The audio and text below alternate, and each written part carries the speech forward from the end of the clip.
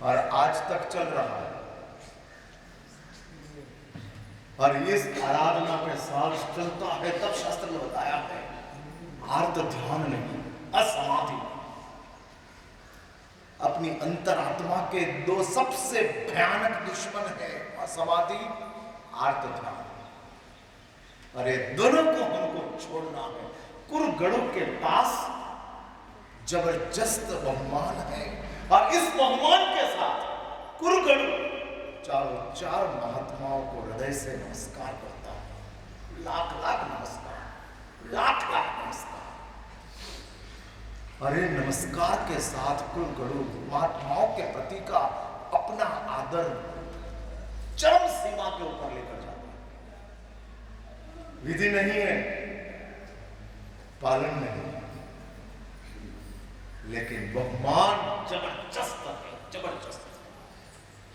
और इस बहुमान के साथ गोचरी दिखाने के लिए महात्माओं को पास जाते हैं। संवत्सरी का दिन है, सबका 30वां उपवास है, और 30वें उपवास में चारों चार महात्मा आसन के ऊपर बैठे हैं। और सुबह गोचरी लेने के लिए महाराज गए, जब जाते हैं तब भी वो चारों चार गालियां देते हैं। हम पापी, नीच, आज संवत्सरी का पर्व और नौकाशी लेने के लिए जाता है। शास्त्र में मना किया, संवे जीवा कम नवसा। जगत के तमाम जीव कर्म के अधीन हैं। अरे कर्म के अधीनता के साथ वो अपना जीवन जी रहे हैं, हाजिर है। बकरी को काटने वाला कसाई भी दया पात्र है, और कटने वाली बकरी भी दया पात्र है। हमको बकरी दया पात्र लगती है, लेकिन कसाई सजा पात्र लगता है, क्योंकि हम कम समझ में हैं। जब हमारी समझ विकसित हो जाती है, तब दोनों दया पात्र लगते हैं। एक दुख से दुखी है, एक पाप से पीड़ित है। कसाई पाप से पीड़ित है, बकरी दुख से पीड़ित है। अल्टीमेटली दोनों पीड़ित हैं। और उसमें भी मुझसे यदि आप पूछोगे महाराज साहब, इस दो में ज्यादा पीड़ा किसकी, तो शास्त्र में कहा है पाप की पीड़ा भयानक है, दुख की पीड़ा की डेडलाइन है। दुख की पीड़ा समाप्त हो जाएगी, पाप की पीड़ा चालू हो जाएगी। पाप शुरुआत है, दुख पूर्णाहुति है। दुख आ गया, पाप चला गया।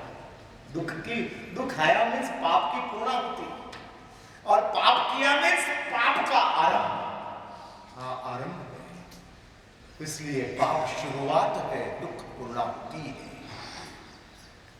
संपन्न हो जाते हैं, अच्छा हुआ।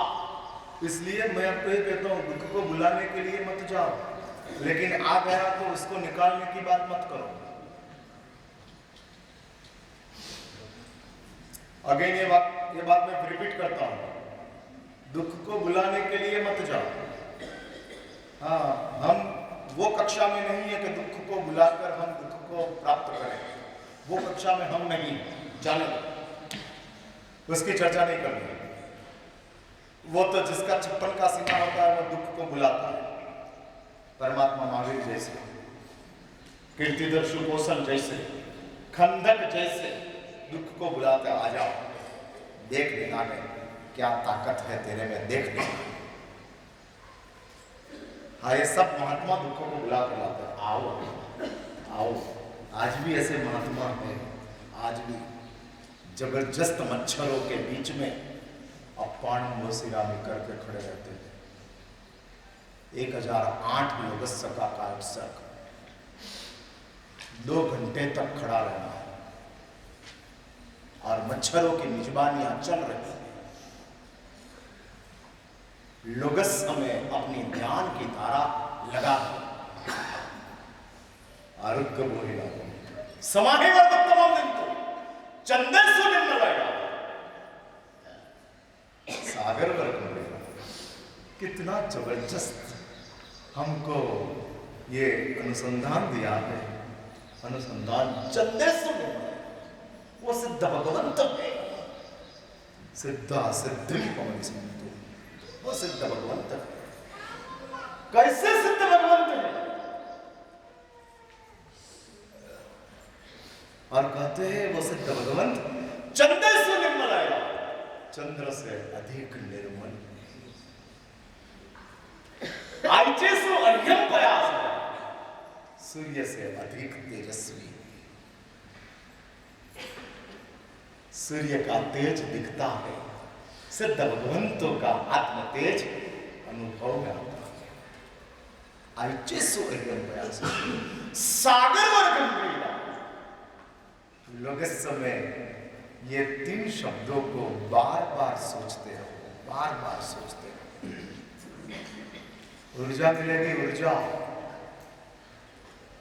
और वो ऊर्जा अपने 3.5 करोड़ रोंगटे में व्यापक हो जाएगी, व्यापक हो जाएगी। सिद्ध भगवंतों की निर्मलता चंद्र जैसी शीतल मेरी अंतरात्मा में प्रवेश कर रही है, और मेरा समग्र अस्तित्व निर्मल शीतल, निर्मल शीतल। ये ताकत लोगस सशस्त्र के शब्दों के पीछे पड़ी है। अरे महात्मा खड़े हो जाते, अपान हो सकता। 2 घंटे के लिए मच्छर चलते हैं, मच्छर अपना काम करेगा, मैं अपना काम करूंगा। आज भी ये जैन संघ में इतनी उज्जवल श्रमण परंपरा आज भी, और इनका श्रामण्य से आज अपना धर्म समुज्वल है, जबरदस्त है। और ये चीज का अपने आप में ये बहुमान मुझे आप सबको कहना है। विधि छोड़ने की बात नहीं, विधि करो, पालन भी करो, लेकिन बहुमान के साथ तो कभी कॉम्प्रोमाइज मत करो। मंदिर में जाते हो, प्रवेश में पास जाते हो, और उधर केसर का तिलक करने के लिए कटोरी रखी है, आईना रखा है, और आईने में आप अपने ललाट को देखकर तिलक करने के लिए जाते हो। मैं भी आपको बहुमान कहाँ करना वो सिखाता हूँ। और हाथ में सली लेते हो केसर, और इधर ललाट के ऊपर लगाते हो, तब अंदर से भाव प्रकट करो, हे ललाट तेरा सद्भाग्य है, प्रभु का तिलक तुझे प्राप्त हुआ। मुकेश अंबानी का ललाट के पास यह सौभाग्य नहीं है कि जिस सौभाग्य मुझे प्राप्त हो रहा है। परमात्मा पार्श्वनाथ का तिलक ये ललाट के ऊपर आ रहा, कमाल हो। धन घड़े धन भाव कहां मिलता है, ये तिलक कहां मिलता है? और शास्त्र में कहा है कि ये अहोभाव के साथ इधर तिलक करो, और परलोक में स्वर्ग की सदगति को प्राप्त करो। हाँ, ये बहुमान है। एक बात समझ के रखो, तिलक क्रिया नहीं है, तिलक बहुमान है। भगवान को केसर से पूजा करना वो क्रिया है, लेकिन ललाट के ऊपर तिलक करना वो बहुमान है। प्रभु ये तिलक क्यों करते हैं इधर, क्यों करते हैं? तो कहते हैं कि प्रभु आपकी आज्ञा तिलक के जैसी ललाट के ऊपर। और इस बात को इंडिकेट करने के लिए मैंने तिलक किया। खाने की हर आइटम के ऊपर स्पॉट करते हैं, ग्रीन या रेड, पता लग जाता है वेज या नॉन वेज। वैसा ललाट के ऊपर तिलक हो तो पता लगता है बहुमान है या नहीं है। लेकिन वो तिलक को हमने बहुमान मिटाकर क्रिया बना दिया। अभी तिलक के लिए जितनी धमाल चलती है, इतनी पूजा के लिए नहीं चलती। हाँ, चाला कराओ, चाला कराओ, तिलक कराओ, तिलक कराओ। ये बहुमान है। और शास्त्र ने बताया है कि ऐसा बहुमान कुरुगढ़ों की अंतरात्मा में चारों चार महात्माओं के लिए प्रकट हुआ। गोचरी लेकर आते और गोचरी लेकर आने के साथ कुरुगुरु गोचरी वापरने के लिए जाता तो उसके पहला जो गोचरी में भोजन लाया है उस भोजन महात्माओं को दिखाता है। गुरुदेव, नजर करो, आपकी नजर से ये मेरा भोजन पवित्र होगा और इस भोजन में लूंगा तो मुझे भी आपके जैसा तप करने का भाव प्रकट होगा, शक्ति प्रकट होगी। और चारों महात्माओं को पात्र दिखाते हैं। अरे चारों है गुमान में। हाँ, ये बात बड़ी मुश्किल की बात है। आराधना करते हैं और आराधना का अहंकार प्रकट होता है। साधना करते हैं और प्रसिद्धि की अभिलाषा जागृत होती है। प्रसिद्धि प्राप्त करनी, प्रसिद्धि प्राप्त करनी। साधना प्रसिद्धि के लिए नहीं है, साधना सिद्धि के लिए है। और यदि हमने साधना प्रसिद्धि के लिए उपयोग में ले ली तो साधना से सिद्धि प्राप्त नहीं।